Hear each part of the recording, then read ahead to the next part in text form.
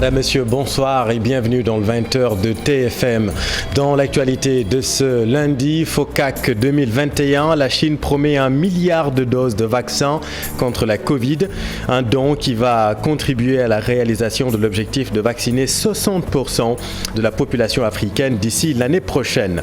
Que dire de la coopération sino-sénégalaise? La relation économique est dynamique et porteuse d'espoir selon les acteurs. Décryptage à suivre. Après Alpha, Beta, Gamma et Delta, Omicron menace le monde. Le nouveau variant du coronavirus inquiète les scientifiques. Le chef de l'État, Macky Sall, a assuré que l'Afrique ne fermera pas ses portes à l'Afrique du Sud et les autres pays de l'Afrique australe touchés. À la une également, les propos jugés infamants du promoteur Gaston Beng sur les jazz au Sénégal. Le CORED s'est autosaisi du dossier. Le CNRA a mis en garde Walf TV. Le concert d'indignation continue. On vous explique tout dans cette édition.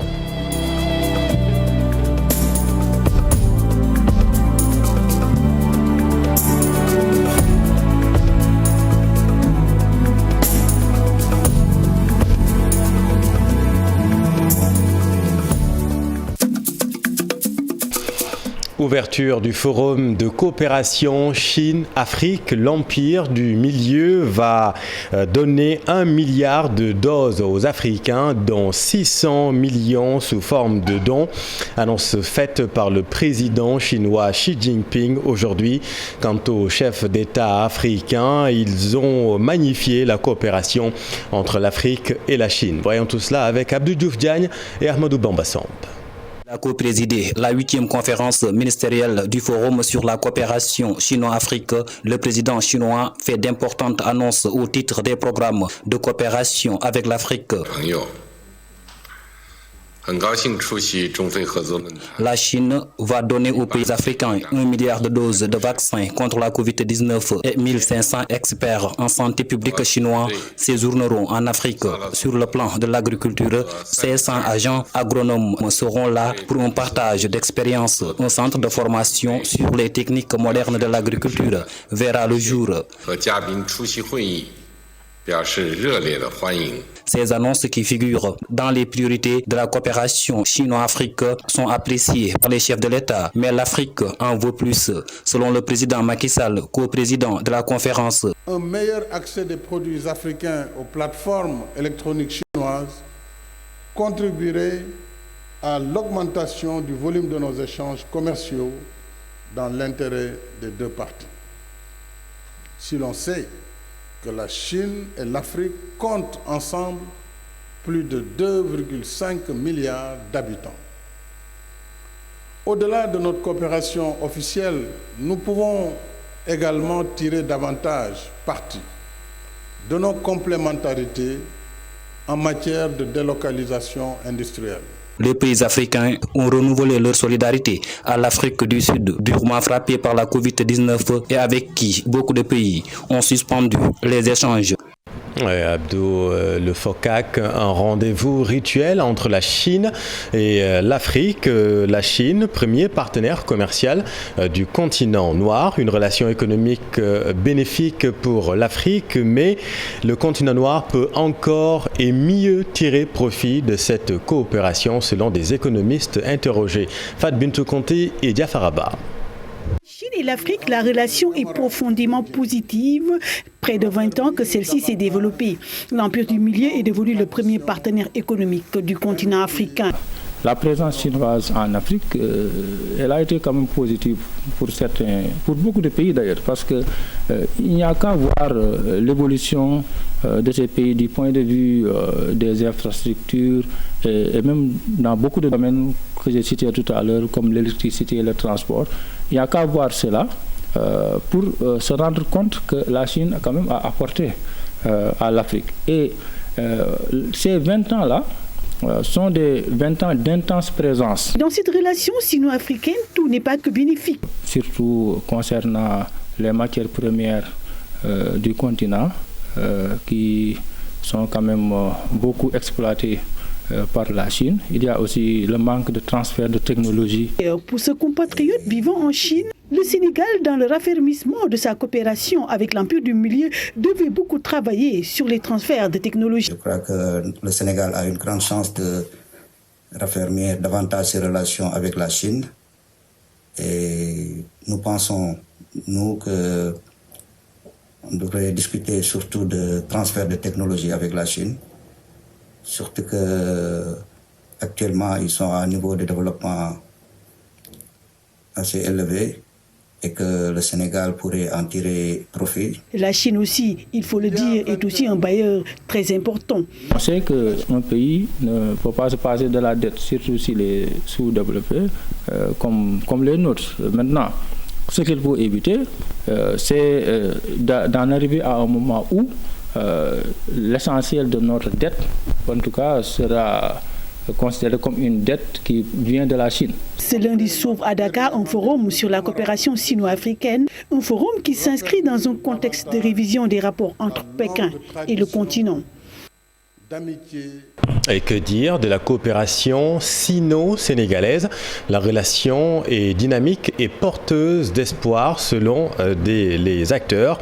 Reportage édifiant au Chinatown local ici à Dakar, le boulevard du centenaire où beaucoup de Chinois ont élu domicile. Mamadou Lamine Fall et Diafarapa. L'allée centenaire de Dakar est le témoin au quotidien du dynamisme ou coopération entre la Chine et le Sénégal. Ici, les commerçants font le plein en Chine. Je vends des chaussures, des sacs, des chaussures pour hommes, pour femmes, des bijoux, des sacs comme ça, ouais. Il vient plus particulièrement de la Chine. Et la majeure partie vient de la Chine. À notre niveau, on peut dire que c'est une bonne relation parce que nous, on ne travaille pratiquement qu'avec les Chinois et on s'en sort. Nous, comme habitués, parce que nous arrivons ici longtemps, c'est comme habitués, voilà, c'est ça. Voilà. Ça va, Dakar, ça va. Alors, pour le temps, pour le ça, c'est bien. Ces produits chinois font d'ailleurs le bonheur des clients et revendeurs qui s'en félicitent. Je suis venue pour acheter des produits pour mes clients. J'ai l'habitude d'acheter des produits chinois et j'en porte aussi. C'est moins cher et en plus c'est qualité. Toutefois, la pandémie de la Covid-19 a froidement ralenti l'activité commerciale chinoise au Sénégal. Parce que dédouanement, les bagages, c'est très cher aussi. Si ça vient dans le port, il faut dédouaner et tout ça. Avec le corona, on peut dire que les prix ont un peu augmenté, surtout au niveau du transport. Parce que là où vous prenez un conteneur, par exemple, maintenant les prix ont multiplié par 2 ou par 3. Les prix des conteneurs sont augmentés. Bon. Ici, le transfert, ça a causé un peu de problème. Mais seulement aussi, on ne part plus en Chine, mais on peut continuer de faire nos commandes ici. Avec le monde de l'Internet, là, vraiment, vous pouvez travailler en ligne. Une réalité qui se vérifie. La présence chinoise au Sénégal n'est plus à démontrer. Et la Chine entend redynamiser davantage son influence commerciale sur le sol sénégalais. Lamine, l'autre grand titre de cette édition, Omicron menace le monde. Ce nouveau variant réputé dangereux du coronavirus fait craindre le pire aux spécialistes du monde entier. Sur tous les continents, les signes de propagation du nouveau variant du coronavirus se multiplient. Voyons tout cela avec Cheikh Diop et Pape Sangouni Mbaye. La liste des pays où circule le variant Omicron s'allonge. Une dangerosité qui pousse d'autres à se barricader. Le Sénégal n'a pas encore pris une telle option. Pour le moment, ce qui est important, c'est qu'au niveau de l'aéroport Léopold Sédar Senghor, qui est notre seul aéroport, il faudrait prendre toutes les mesures pour qu'il y ait tolérance zéro. Et je pense que si nous faisons cela, au moins nous allons, pour le moment, arrêter en tout cas peut-être d'éventuels cas importés. Et c'est ça qui est important. Mais ce qu'il ne faut pas oublier, c'est que nous avons des frontières poreuses, c'est les frontières terrestres. Et ces frontières terrestres, pour ne rien vous cacher, mais elles sont poreuses. Et c'est là où, justement, il faut aussi redoubler de vigilance. Selon les experts, le nouveau variant Omicron du coronavirus détecté en Afrique du Sud se caractérise par le nombre élevé de sa mutation. Si vous prenez par exemple le virus, les virus antécédents, peut-être il se transformait en 10 fois. Mais ce virus-là se transforme plus de 30 fois. Et donc, ce serait dangereux pour nos pays. Parce qu'une propagation qui va plus vite va créer plus de cas. Le professeur Moussa Seydi affirme dans le journal L'Observateur qu'on peut s'attendre à tout. Une alerte confirmée par son collègue spécialiste en santé publique. Même que le virus circule dans le monde, mais nous pouvons toujours l'avoir et développer une troisième vague, quatrième vague. Et d'autant plus que ce virus-là est dangereux, mais justement, et comme c'est un virus qui se propage plus vite, mais donc nécessairement ce sera très dangereux pour notre pays. Omicron prend le relais de Delta, une nouvelle mutation qui prouve que le Covid-19 est loin d'être vaincu. Et malgré l'apparition du variant Omicron, l'Afrique ne va pas fermer ses portes à l'Afrique australe. Le président de la République, Macky Sall, l'a dit aujourd'hui lors du forum de coopération Chine-Afrique. Vous le savez, plusieurs pays ont décidé de fermer leurs portes aux voyageurs en provenance de l'Afrique du Sud où a été découvert le variant Omicron. Après Alpha, découvert pour la première fois au pays arc-en-ciel, Beta en Afrique et Gamma au Brésil et Delta en Inde. Voici donc Omicron qui s'invite dans la course des variants. Quel est son niveau de dangerosité? Élément de réponse, Marcel Farbamaro. Delta à Omicron, un nouveau variant du coronavirus a été identifié depuis l'Afrique du Sud. De l'hôpital Bambino Gesù de Rome, en Italie, un premier aperçu de ce variant a été effectué et le moins que l'on puisse dire, c'est qu'il présente beaucoup plus de mutations que le précédent, actuellement dominant. Sa résistance au vaccin est également redoutée. Conséquence, les cas commencent à se multiplier dans le monde, notamment en Europe. Et même si, selon les chercheurs, d'autres études serviront à en savoir davantage, des pays ont pris leurs mesures. C'est le cas aux Pays-Bas où 13 passagers arrivés d'Afrique du Sud vendredi ont été testés positifs à ce variant Omicron. Ailleurs, en Israël, un cas a été confirmé chez un voyageur en provenance du Malawi. De ce fait, depuis hier, il est interdit aux étrangers de s'y rendre. Aux États-Unis, qui venaient de se rouvrir au monde, les frontières sont fermées depuis ce lundi aux voyageurs venant de 8 pays d'Afrique australe. L'Organisation mondiale de la santé, elle, soulignait vendredi qu'il faudra plusieurs semaines pour comprendre le niveau de transmissibilité et de virulence du nouveau variant. Pour l'heure, seuls les symptômes de quelques dizaines de malades recensés peuvent être étudiés. Par conséquent, ce variant ne provoquerait que de légers symptômes, mais il est à noter une importante fatigue chez les personnes touchées. À cela s'ajoute une légère toux, selon le docteur Angélique Koidze, présidente de l'Association médicale d'Afrique du Sud. Cette dernière s'inquiète toutefois des formes graves qui pourraient survenir chez les patients vulnérables. Santé toujours et parlons de l'abus abusif des antibiotiques qui entraîne, vous le savez, la résistance face à certaines infections avec des molécules qui ne répondent plus, hélas, au traitement. Des milliers de personnes meurent chaque année de la résistance antimicrobienne. Les acteurs réunis autour de l'initiative One Health plaident pour une meilleure sensibilisation à travers une approche communautaire. La Semaine mondiale sur la résistance aux antibiotiques est lancée à Thiès, Fatou Kinedem et Pape Sangoune Mbaye. La résistance antimicrobienne, une tueuse silencieuse.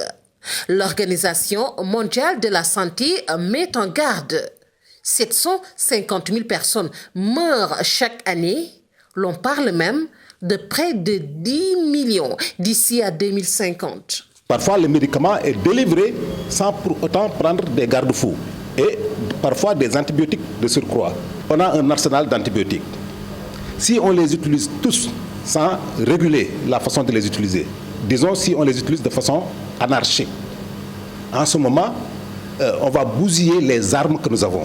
Cette résistance survient lorsque les virus, les champignons ou les bactéries ne répondent plus aux antibiotiques, ce qui oblige souvent les soignants à faire recours aux molécules de dernière ligne, ce qui n'est pas sans conséquence. Il y a des risques parce que vous savez, la production donc de nouvelles molécules antibiotiques ne se fait pas tous les jours. Le laboratoire qui investit plusieurs milliards pour mettre au point un antibiotique. Si cet antibiotique n'est pas bien utilisé, n'est pas bien protégé et qu'il tombe sous le coup de la résistance, ce laboratoire n'aura plus le courage de faire des recherches supplémentaires pour créer d'autres molécules. On risque d'arriver à une situation, comme on le dit, d'ici 2050, si on ne fait pas attention, le cancer même sera plus facile à traiter qu'une simple infection. Un problème de santé publique, un engagement des acteurs à travers l'initiative One Health. L'objectif, mettre en place une approche multisectorielle et multidisciplinaire. La Covid nous a montré qu'on est obligé de faire une approche qui intègre tout ce volet de santé. Et en plus, sur le plan international, on avait eu aussi les organisations regroupant l'OMS, l'OIE et FAO, et récemment le PNUD, l'UNPU, qui a regroupé et qui a fait l'initiative One Health pour montrer qu'on est obligé de gérer la santé humaine, la santé animale, la santé environnementale, la santé végétale. La FAO est là pour appuyer le gouvernement du Sénégal dans cette approche multisectorielle qui permet à tous les secteurs de pouvoir travailler ensemble en termes de communication, en termes de sensibilisation, en termes de recherche, en termes de renforcement de capacité des laboratoires pour pouvoir détecter ces résistances. La semaine mondiale de sensibilisation sur les résistances aux antimicrobiens est lancée. Le Haut Conseil de sécurité sanitaire mondial, One Health, appelle à des actions combinées pour éradiquer les risques liés à la résistance antimicrobienne. Merci Fatkine. Propos polémiques de Gaston Beng, le concert d'indignation ne faiblit pas. Ces propos sont d'une extrême gravité, s'alarme le CORED. Le conseil qui incrimine la chaîne Walf TV s'est auto-saisi du dossier pour l'instruire devant son tribunal des pairs. Dans la même veine, le CNRA a adressé un courrier à la chaîne Walf TV au titre de mise en garde. Le Synpics, pour sa part, invite les journalistes à plus de responsabilités. Alassane Ba et Pape Sangonimbaye. L'autocensure fait partie du journalisme, un rappel du président du CORED.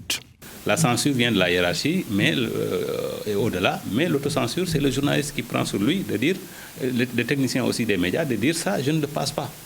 Et c'est d'autant plus impardonnable que si l'émission était en direct, on aurait pu comprendre que ça a pu échapper à la présentatrice ou à l'animatrice qui est une consoeur.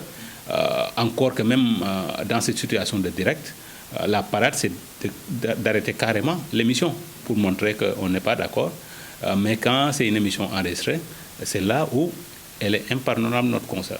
Il n'est pas le seul. Bamba Kassé regrette ce qu'il qualifie de non-respect de certaines règles qui encadrent le fonctionnement des médias. La journaliste a fustigé les propos durant l'émission. C'était une occasion de ne pas montrer cette partie-là. Il faut que les médias jouent leur rôle dans la préservation de la paix sociale dans ce pays.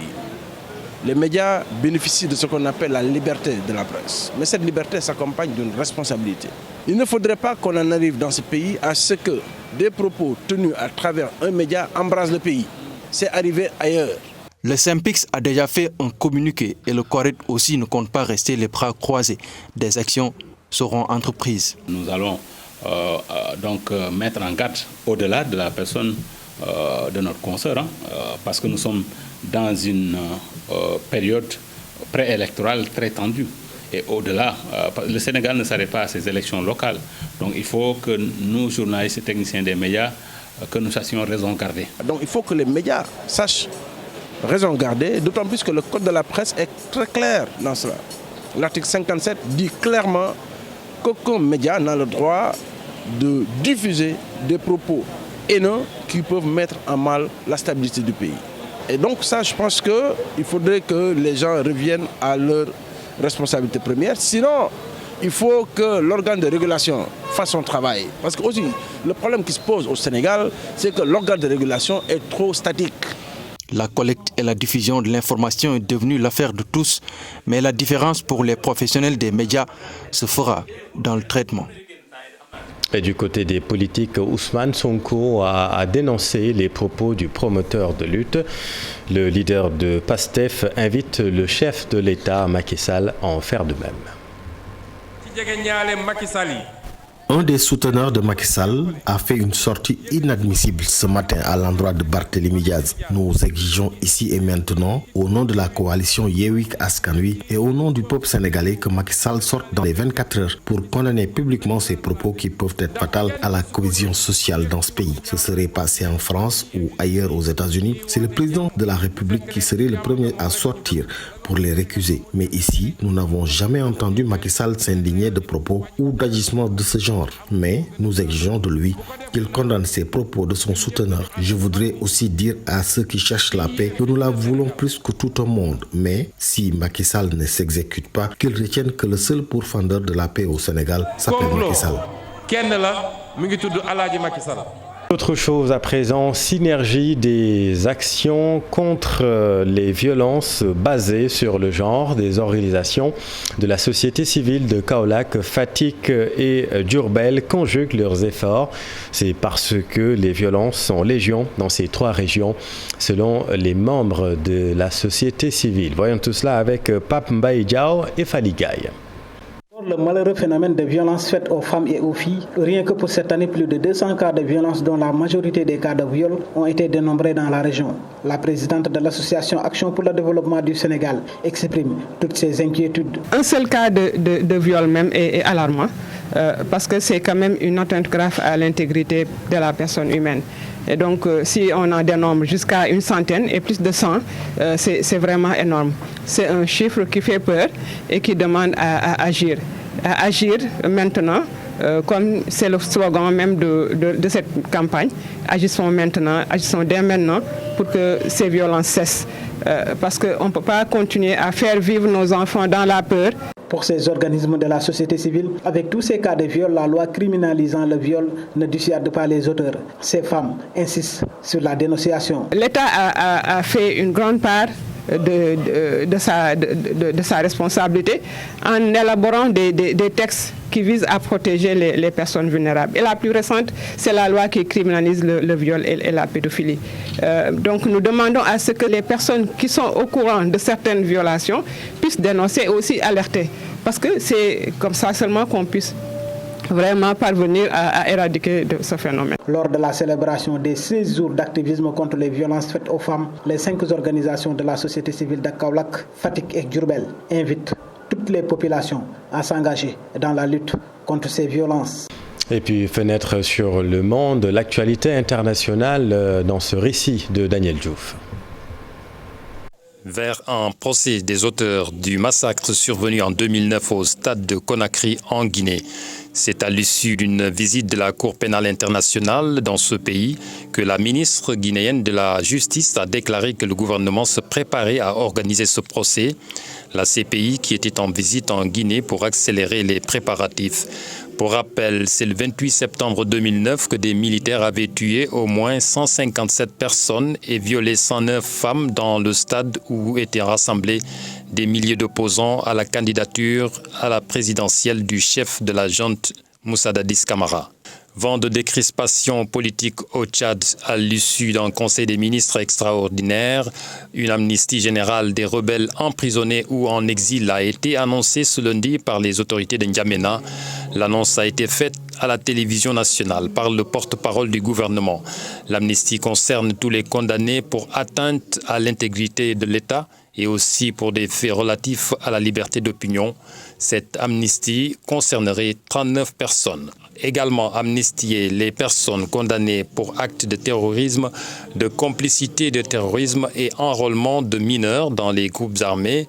Cette décision concernerait, selon les autorités, plus de 250 Tchadiens condamnés par la Cour criminelle de N'Djamena.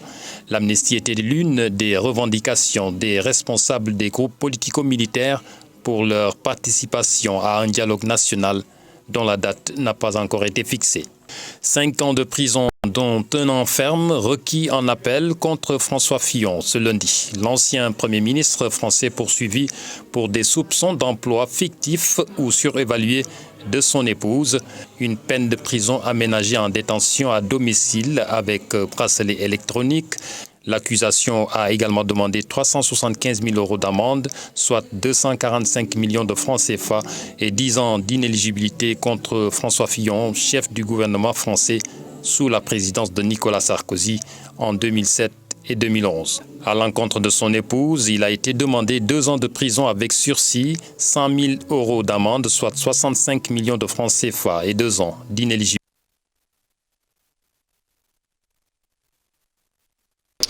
Et puis les 2 villes universitaires que sont Bouaké en Côte d'Ivoire et Ziguinchor devraient se rendre prospères mutuellement, d'abord par le biais de leur population, mais aussi à travers leurs universités respectives.